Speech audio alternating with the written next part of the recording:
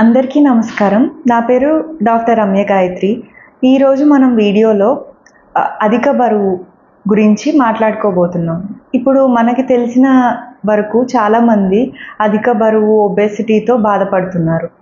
So, మనకి main తెలియాల్సింది ఏంటంటే, చాలామంది దీనికి డైట్స్ ఫాలో అవుతారు, వ్యాయామము, ఫిజికల్ ఎక్సర్సైజ్ చేస్తూ ఉంటారు. సో, కొంతవరకు అది హెల్ప్ అవుతుంది, కొంత వెయిట్ లాస్ అవుతారు, కానీ కొంత స్టాగ్నెంట్ వెయిట్ అనేది మెయింటైన్ అవుతుంది. సో, అసలు మనకి సైకాలజీ పరంగా, ఎమోషనల్‌గా మనకి ఈ ఒబేసిటీకి కొన్ని కారణాలు ఉన్నాయి. కేవలం అంటే ల్యాక్ ఆఫ్ ఎక్సర్సైజ్, అలాగే డైట్‌లో ఎక్కువ కార్బోహైడ్రేట్ ఫుడ్, షుగర్స్ తగ్గించడంతో పాటు మనం కొన్ని ఈ స్ట్రెస్ అనేది ఈ అధిక బరువుకి ఎలాగా ప్రభావితం చేస్తుంది, మన ఎమోషన్స్, మన భావోద్వేగాలు ఈ ఒబేసిటీకి ఎలా కారణమవుతాయి అనే దాని మీద ఈరోజు మనం ఈ వీడియోలో మాట్లాడుకోబోతున్నాం. సో, ఎవరైతే వ్యాయామం చేసినా, ఎక్సర్సైజ్ చేసినా, డైట్ ఫాలో అయినా కూడా వెయిట్ లాస్ అవ్వట్లేదో ఈ వీడియో మీకోసమే. సో, మీరు ఈ వీడియో లాస్ట్ వరకు చూస్తే మీకు ఈ అధిక బరువుకి గల కారణం ఏంటి అనేది మీకే తెలుస్తుంది. సో, ఈరోజు మనము అసలు స్ట్రెస్ అధిక బరువుని ఎలాగ ప్రభావితం చేస్తుంది అనేది మాట్లాడుకుందాం.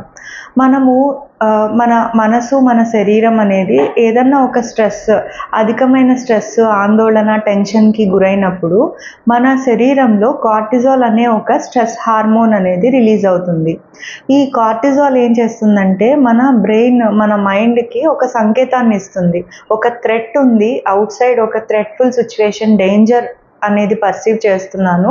సో, ఎక్కువ ఫ్యాట్ నిల్వ చెయ్యి, లోపల ఎక్కువ కొవ్వు కణాలని నిల్వ చెయ్యి అని మన శరీరానికి ఒక సంకేతాన్ని ఇస్తుంది. సో, ఈ కార్టిజాల్ ఎక్కువ ఇంక్రీజ్ అవ్వడం వల్ల, స్ట్రెస్ వల్ల కార్టిజాల్ ఇంక్రీజ్ అవుతుంది. కార్టిజాల్ వల్ల ఫ్యాట్ స్టోరేజ్ అనేది ఇంక్రీజ్ అవుతుంది శరీరంలో. ఇది ఒక ప్రక్రియ. సో, ఇంకొక విషయం ఏంటంటే, ఎవరిలో అయితే childhood trauma or childhood abuse ఉందో అలాంటి వాళ్ళల్లో ఒబేసిటీ అనేది ఎక్కువ చూస్తున్నాం. ఇది రీసెంట్గా జరిగిన సైకలాజికల్ సర్వేస్లో, సైకాలజీ రిలేటెడ్ జర్నల్స్లో తెలిసింది ఏంటంటే, స్పెసిఫిక్గా చైల్డ్హుడ్ ట్రామా ఉన్న వ్యక్తులు ఒబేసిటీకి ఎక్కువ ఒబేసిటీ వాళ్ళకి ఏజ్ పెరిగే కొద్దీ అధిక బరువు రావడానికి ఎక్కువ ఛాన్స్ ఉంటుంది. సో, ఇది ఎలాగ సాధ్యమవుతుంది, దానికి సంబంధించిన ప్రక్రియ ఎలా ఉంటుంది నేను ఈరోజు చెప్పబోతున్నాను. సో, మనకి ఎప్పుడైతే మన మనసు చైల్డ్హుడ్లో ఏదన్నా ఒక ట్రామాటిక్ సిచ్యువేషన్, ఒక అబ్యూస్ కావచ్చు, లేకపోతే ఒక మనసు, శరీరం రెండు విపరీతమైన ఆందోళన కలిగించే సిచ్యువేషన్స్ మనకి చైల్డ్హుడ్లో వచ్చినప్పుడు మన శరీరము మరియు మన మనస్సు ఈ రెండు కూడా ఒక డిఫెన్స్ మెకానిజంలోకి వెళ్తాయి, ఒక ప్రొటెక్టివ్ మెకానిజంలోకి వెళ్తాయి. ఈ ప్రొటెక్టివ్ మెకానిజం వల్ల మనము ఈ ఒబేసిటీ అనేది ఒక ఆర్మర్ లాంటిది, అధిక బరువు అనేది ఒక సేఫ్టీ లాంటిది. ఇప్పుడు ఎవరైతే పిల్లలు అప్పుడు కొంతమంది పేరెంట్స్ వాళ్ళని అబ్యూస్ చేయడం వల్ల కావచ్చు, లేకపోతే చైల్డ్హుడ్లో ఏదన్నా సెక్షువల్ అబ్యూస్ కనుక జరిగి ఉంటే వాళ్ళు ఆ పర్టికులర్ సిచ్యువేషన్ నుంచి బయటపడడానికి, వాళ్ళు ఆ సిచ్యువేషన్ నుంచి అధిగమించడానికి కూడా ఈ ఒబేసిటీ అనేది ఒక డిఫెన్స్ మెకానిజం, ఒక ప్రొటెక్టివ్ షీల్డ్ లాంటిది మన బాడీ ఏర్పరచుకుంటుంది. సో, ఒక కేస్ ఎగ్జాంపుల్ చెప్తాను. ఒక పేషెంట్ వాళ్ళ ఇంట్లో చిన్నప్పటి నుంచి కొంత పేరెంట్స్ కొట్టుకోవడం కానీ, పేరెంట్స్ మధ్య రిలేషన్ సరిగ్గా లేకపోవడం వల్ల ఈ పాపకి చిన్నప్పటి నుంచి ఆ అబ్యూజివ్ రిలేషన్షిప్ చూడడం వల్ల ఈ పాపకి విపరీతమైన భయం అనేది ఏర్పడిపోయింది రిలేషన్షిప్ అంటే. ఇప్పుడు ఆ అమ్మాయి ఆల్మోస్ట్ 23 years ఏజ్ వచ్చింది. మ్యారేజ్కి సంబంధించి ప్రయత్నాలు చేసేటప్పుడు అమ్మాయి అధిక బరువు ఉంది, ఆల్మోస్ట్ 110 kgs ఉంది. ఆ అమ్మాయికి PCOD ప్రాబ్లం కూడా ఉంది. సో, ఇప్పుడు ఈ పర్టికులర్ పేషెంట్ ఆల్మోస్ట్ అన్ని డైట్స్ ఫాలో అయింది. Keto diet, exercise, almost 10,000 to 15,000 steps రోజు వేయడం, ఇలాంటివన్నీ తను ఫాలో అవుతుంది. కానీ వెయిట్ లాస్ అనేది మ్యాక్సిమం 5 kgsకి మించి తను వెయిట్ లాస్ అవ్వట్లేదు. ఉండట్లేదు. సో ఫిజియలాజికల్గా చెప్పాలంటే ఇంత ఎక్సర్సైజ్ చేసేటప్పుడు, ఇంత కార్బోహైడ్రేట్ ఇంటేక్ తగ్గించినప్పుడు, ఇంత మంచి డైట్ ఫాలో అవుతున్నప్పుడు వెయిట్ లాస్ అనేది జరగాలి. కానీ తన విషయంలో జరగట్లేదు. దానికి గల కారణం ఏంటంటే, ఈ పాప చిన్నప్పటి నుంచి మదర్ అండ్ ఫాదర్ యొక్క అబ్యూజివ్ రిలేషన్షిప్ చూసి తనకు తనుగా ఒక భయాన్ని ఏర్పరచుకుంది. సబ్కాన్షియస్గా తన మెమరీలో నా పెళ్ళి కనుక అయితే ఆ రిలేషన్షిప్ మళ్ళీ డైవర్స్కి దారితీస్తుందేమో, లేకపోతే పెళ్ళి అయితే తన హస్బెండ్ తనని అబ్యూస్ చేస్తారేమో, సో నేను అందంగా ఉంటే, నేను సన్నగా ఉంటే నాకు తొందరగా పెళ్ళి అయిపోతుంది, కాబట్టి నేను ఇట్లా ఉంటేనే, నేను లావుగా ఒబేస్గా ఉంటేనే నాకు తొందరగా పెళ్ళి అవ్వదు, నేను తొందరగా రిలేషన్షిప్లోకి వెళ్ళను, కాబట్టి ఎవరు నన్ను అబ్యూస్ చేయరు, కాబట్టి I feel safe with this obesity అని తన సబ్కాన్షియస్ మైండ్లో తనకి ఈ ఐడియాలజీ ఉండడం వల్ల ఈ ఒబేసిటీ అనేది, వెయిట్ గెయిన్ అనేది తగ్గకపోవడానికి ఒక రీజన్ అయింది. సో ఈ యొక్క స్టడీస్ అనేవి ఇప్పుడు హాలిస్టిక్ సైన్స్, సైకాలజీ ఆస్పెక్ట్లో, ఎమోషనల్గా ఇది one of the reason for obesity. So ఏదైనా మనము చేస్తున్నప్పుడు మన హీలింగ్ పాత్లో కొంతమంది పేషెంట్స్కి ఎన్ని మెడికేషన్స్ ఇచ్చినా, ఎన్ని ట్రీట్మెంట్స్ వాడినా కూడా కొంతమంది ప్రాబ్లమ్స్ తగ్గకపోవడానికి రీజన్ ఏంటంటే వాళ్ళు గట్టిగా ఒకటి బిలీవ్ చేస్తారు. దాన్ని మనం లిమిటింగ్ బిలీఫ్స్ అంటాం. ఈ హీలింగ్ పాత్లో మీకు ఏదన్నా ప్రాబ్లం వచ్చి మెడికేషన్ వాడుతున్నా తగ్గట్లేదు అంటే ఒకసారి మిమ్మల్ని మీరు సబ్కాన్షియస్గా మీలో ఉన్న భయాలు ఏమన్నా ఉన్నాయా అనేది ఆలోచించుకోండి.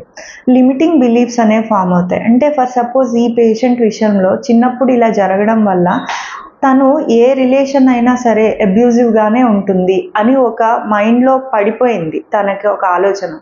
సో అది ఇంకా అది కాదు అని ఇప్పుడు సిచ్యువేషన్స్ తగ్గట్టుగా తనకి ప్రూఫ్ అవ్వలేదు. సో మైండ్ ఎప్పుడు ఏం చేస్తుందంటే మనల్ని తను ఏదైతే గట్టిగా నమ్ముతోందో అదే కరెక్ట్ అని ప్రూవ్ చేయడానికి ట్రై చేస్తుంది మన మైండ్. సో మన మనసు ఎప్పుడు దానికి తగ్గట్టుగానే మనం సిచ్యువేషన్స్ని చూస్తూ ఉంటాం. ఈవెన్ దో మన చుట్టూరా చాలా జరుగుతున్నా మనం ఏం చూస్తామంటే మన మైండ్ ఏది చూడాలనుకుంటుందో అది మాత్రమే మనం చూస్తాం.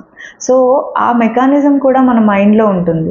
సో ఈ లిమిటింగ్ బిలీఫ్స్ ఏం చేస్తాయంటే ఏదైనా ఒకటి నేను గట్టిగా నమ్మినప్పుడు, అది ట్రూ అని నేను గట్టిగా నమ్మినప్పుడు ఈ లిమిటింగ్ బిలీఫ్ అనేది మనల్ని రియాలిటీని చూడనీయకుండా చేస్తుంది.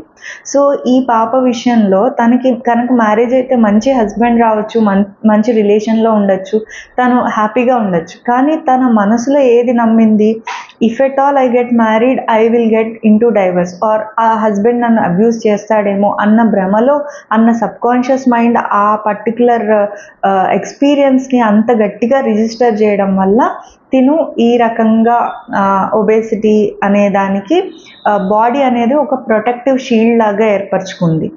సో ఇలానే మనకి చాలా లిమిటింగ్ బిలీఫ్స్ అనేవి ఉంటాయి.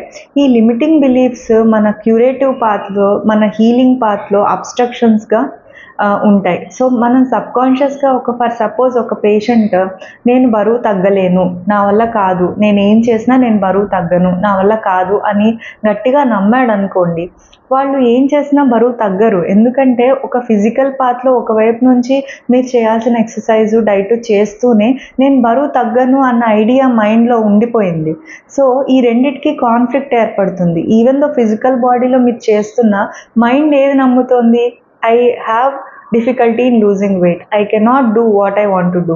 సో ఈ యొక్క అభిప్రాయాలు మైండ్లో గట్టిగా పడిపోవడం వల్ల మీరు అది చేసినా కన్సిస్టెంట్గా చేయకపోవడం, లేకపోతే you will be ending up in obesity again. అంటే కొంతమంది వెయిట్ తగ్గుతారు, మళ్ళీ కొన్ని రోజుల తర్వాత మళ్ళీ మళ్ళీ నార్మల్ లైఫ్ స్టైల్లో పడిపోయి మళ్ళీ వెయిట్ గెయిన్ అవుతారు. సో ఇది ఒక సర్కిల్, ఒక ప్యాటర్న్ రిపీట్ అవుతూ ఉంటుంది. సో ఈ ప్యాటర్న్ నుంచి మనం బయటపడాలి అంటే మనం మన లిమిటింగ్ బిలీఫ్స్ ఏవైతే ఉన్నాయో వాటిని ముందు మనం తెలుసుకోగలగాలి. సో ఎవరి వీక్నెస్, ఎవరి పర్సెప్షన్ ఎలా ఉంటే వాళ్ళు ఆ ప్రపంచాన్ని అలానే చూస్తారు. సో మనము ఏదైతే బిలీవ్ చేస్తామో దాన్ని ప్రూవ్ చేసుకుంటూ మనం చూస్తూ ఉంటాం. మనం జరిగే వరల్డ్లో మనం జరిగే సిచ్యువేషన్స్ని మనం అలా పర్సీవ్ చేస్తూ ఉంటాం. సో ముందు మన లిమిటింగ్ బిలీఫ్స్ని మనం అర్థం చేసుకోవడం, సెల్ఫ్ అవేర్నెస్తో వాటికి కాంప్లిమెంటరీగా మనకి మనం బ్రెయిన్లో సజెషన్స్ ఇచ్చుకోవడం. సో ఒకవేళ మనకి సేఫ్టీ సెక్యూరిటీ అనేది లేనప్పుడు ఆ సేఫ్టీ సెక్యూరిటీ అనేది మనం ఎమోషనల్గా లేకపోతే ఫుడ్లో చూడగలుగుతాం. సో అదే బింజ్ ఈటింగ్, ఎమోషనల్ ఈటింగ్ అంటారు. కొంతమంది స్ట్రెస్ వల్ల, లోన్లీనెస్ వల్ల కూడా ఎక్కువ తినేస్తూ ఉంటారు. ఎందుకంటే ఆ food gives you that feel good hormone. ఈ ఫుడ్ తినడం వల్ల మనకి సెరటోనిన్, డోపామైన్ అనేవి రిలీజ్ అయ్యి టెంపరీగా మనకు ఒక హ్యాపీనెస్ అనేది క్రియేట్ అవుతుంది. సో దానివల్ల కూడా ఈ బింజ్ ఈటింగ్ అనేది ఎక్కువ అవుతుంది. సో ఈ వీడియోలో నేను ఏం చెప్పదలుచుకుంటున్నానంటే, మన బాడీ, మన మైండ్ ఈ రెండు ఈక్విలిబ్రియంలో ఉన్నప్పుడే మనం ఒక హెల్తీ పాత్లో వెళ్ళగలం. సో బాడీ మైండ్ కాంట్రాడిక్టరీగా ఉన్నప్పుడు, మైండ్ ఒకటి బిలీవ్ చేస్తూ బాడీ ఇంకొకటి చేస్తున్నప్పుడు ఈ కాన్ఫ్లిక్ట్ ఎప్పటి వరకు అయితే ఉందో అప్పటి వరకు మనం ఒక క్యూరేటివ్ పాత్లో ఒక హీలింగ్ అనేది మనకి జరగదు. సో ఒక మైండ్లో మనం ఏం బిలీవ్ చేస్తున్నామో ఆ బిలీఫ్, ఆ లిమిటింగ్ బిలీఫ్స్ని మనం తెలుసుకొని వాటికి కాంప్లిమెంటరీగా మనం పాజిటివ్ బిలీఫ్స్ని ఇన్కల్కేట్ చేయడం మన మైండ్లో. అలాగే మన శరీరము, మన మనసు ఒకే అలైన్మెంట్లో ఉన్నాయా లేదా అనేది మనం తెలుసుకుంటూ ఉండాలి. సో ఈ రకంగా మనం లిమిటింగ్ బిలీఫ్స్ నుంచి మనం అధిగమించడం ద్వారా మనల్ని మనము ఒక బెస్ట్ వర్షన్గా మనల్ని మనం చూసుకోవచ్చు. సో ఇలాంటి వీడియోస్ కనుక మీకు నచ్చినట్టయితే please like and subscribe to our channel. Thank you.